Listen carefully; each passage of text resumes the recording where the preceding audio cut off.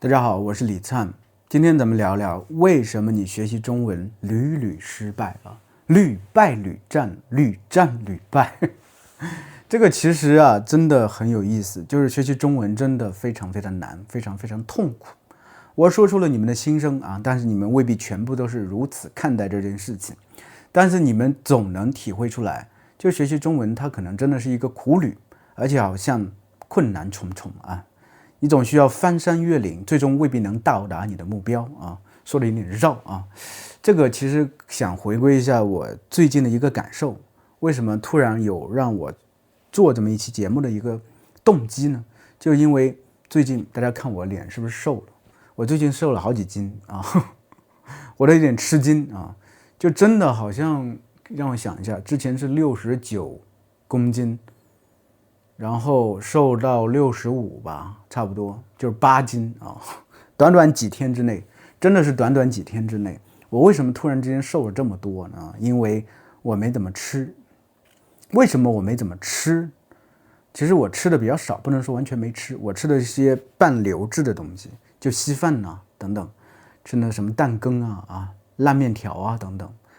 哎，有些比较有生活经验的同学已经听出来，老师你是不是生病了？对，生病了才需要这样吃啊。而且我这个病也我之前也说过很多回啊，就是我的胃有毛病。我胃的毛病呢，其实源自于我的胆上面有一个结石。这个胆结石真的害苦了我呀，害苦我也啊，就是让我半夜美美的不舒服，美美的疼痛不已啊。就是我在2-3个月之前去看过一次医生啊，我做过一期节目，当时我觉得自己挺勇敢的啊，正视了自己的问题啊，确实当时效果挺好，医生给我开药了，让我注意自己的饮食等等啊，我就觉得哎，可能可以一劳永逸了吧，我知道该怎么做了。这个药呢要持续吃2个月，中间还有过年的时间，大家都知道，在中国过年就是大吃大喝的时间。我都挺过来了，安然无恙啊。结果呢，我放松了自己的警惕，我放松了，我全然的放松了，我放开吃喝。后来吃火锅，吃棒冰，所以该来了还是会回来，回旋镖又回到了我身上啊，就是让我又开始胃疼了，半夜疼的睡不着，这是一点。而且这个疼就是在比较短期之内4次，天哪，4次，最后一次甚至就是这个持续了1-2天，加之我还发烧了，我整个人特别特别不舒服。那个时候我就知道我真的要控制饮食了。所以那几天不舒服的时候，我就真的就是吃那种特别特别清淡、半流质的食物。比如说稀饭等等，烂面条等等还有蛋羹甚至连这个香油、酱油都不敢加，特别的苦。后来去看了医生，医生说你真的还是太不节制了，你饮食太不注意了。本来你这个没什么的，你为什么要这个样子啊？医生也很无奈我也很无奈。为什么我今天说到这个？老师，你是不是很奇怪？很多同学可能会问对，你明明在说学习中文呢，这个其实大家不眼熟吗？不耳熟吗？不熟悉吗？这个过程，就是你们在学习中文的时候，有没有觉得，就学着学着，哎，飘起来了，我做的不错，我这个方式挺好的，然后我就放松了，我就懈怠了，我就觉得那就按照这个方式去吧。其实我觉得学习中文它这个过程比生病更为难一点，需要更为警觉一点。为什么这样说呢？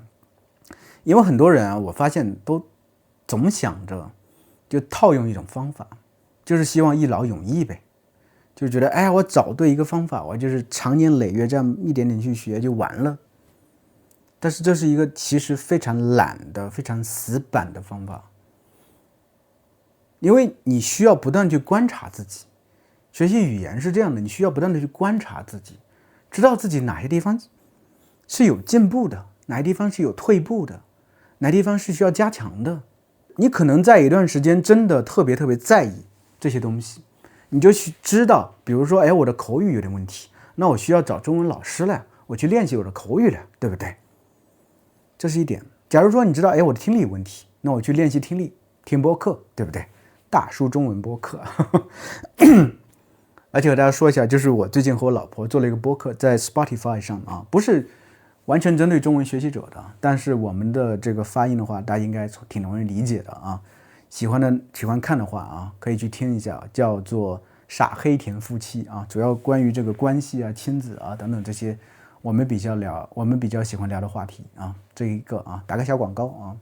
还有，除了比如说你阅读能力太差，对吧？你又需要老师去监督，对不对？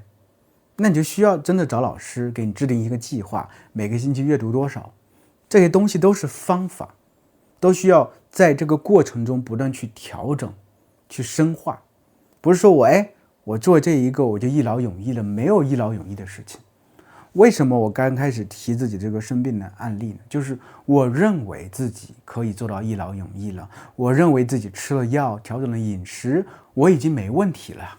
我的身体已经完全恢复了，我可以像正常人一样吃喝了呀，我完全可以开始糟蹋自己的胃了，像我年轻的时候那个样子。其实不然，同学们，我还没有到那一步，可能我这一辈子都到不了那一步了，我可能得小心谨慎的保护自己的胃，让自己身体变得更健康。当然啊，这其实在一定程度上也是一个好事儿。为什么这么说？大家看我瘦了。就是其实变胖啊，也是身体机能也会出现很多问题，特别是年纪越长越胖，越容易生病啊，所以这其实对我是一个很好的一个契机啊，我可以调整自己的饮食，吃得更健康啊，更健康就能更长寿呗，对不对？所以从这个角度看，它当然是最好的了啊。我想说的就是，在这个过程中不能松懈，不能放松，不要以为取得一时的成就成果，就以为可以一劳永逸了，就可以再也不用认真对待这件事情了。很多人学习中文为什么失败了？不是因为你不学了，你一直还都在学习，甚至你学了好几年了，10几年了都有，但是你慢慢的松懈下来了，你没有很认真的对待这件事情了，你觉得可以了，我之前的方法挺好的，我就这样学吧，这是一点啊。另外一种就是，我其实觉得学习的可以了，就这样吧。我花那么多时间精力去学这个干啥？我能得到什么？这个中文在这种程度上状态下，其实就变成一种鸡肋啊，叫食之无味，弃之可惜啊，确实是弃之可惜。但是可能在那个瞬间，你做出这种决定，其实就是弃之了，放弃它了，这也是一种情况。就真的，我觉得在这个过程中，你真的，假如你想学好，你需要有很久的持之以恒的这种决心，对，不断的精进的这种能力，不断调整的这种目标，以及不断升级的技术。什么技术？学习技术，学习技巧，你需要不断去调整的。任何事情，它都不是说我怎么去做就怎么就最终能实现这么一个目标，那种东西可能只存在于学校吧。学校那些刷题，你可能不断刷，你知道套路了啊，我知道怎么做了。但是大家都知道，在现实生活中，永远不是这样的。好多人说，老师学习语言，他不是在学校也教吗？那你好好回想一下，你在学校学习语言学好了吗？是不是也放弃了不少语言学习？中文你假如真的学得那么好，你为什么到现在还要去学习呢？对不对？就是因为学校这种体系它是有问题的，学校这种教学方式它是有问题的，所以你需要自己培养自己的学习能力，需要真正看到自己的问题，然后针对自己的问题不断做出调整，不断精进自己的学习能力，这样你的中文才能步步高升啊，一天一个脚印啊，每天都要坚持，这样你才能真正做到自如的运用中文。真的，这种学习能力其实是可以迁移到你生活中的任何一个层面的。这个其实也是我特别希望大家坚持学习中文的一个原因啊。就是假如中文这种这么难的语言你都攻克下来了，那么这个世界上你还有什么事情做不了？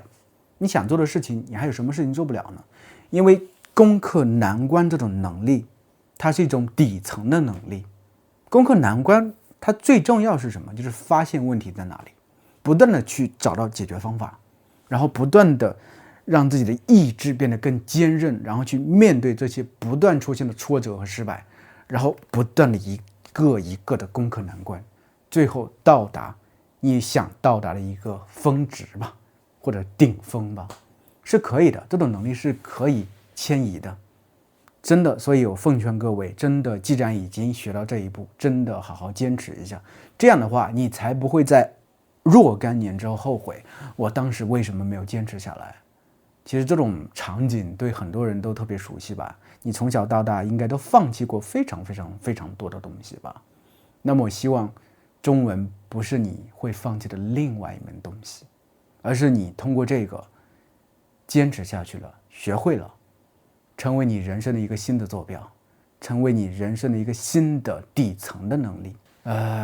我现在呢其实也在教中文私教课，如果你想练习自己的口语啊，或者说想精进自己从中级到高级的水平的话啊，非常欢迎报我的中级私教课啊，中级中文或者高级中文的私教课啊，很便宜啊，很实惠，也很有用啊。听一些之前的学生反馈，非常有用啊。好的，那么咱们下期再见。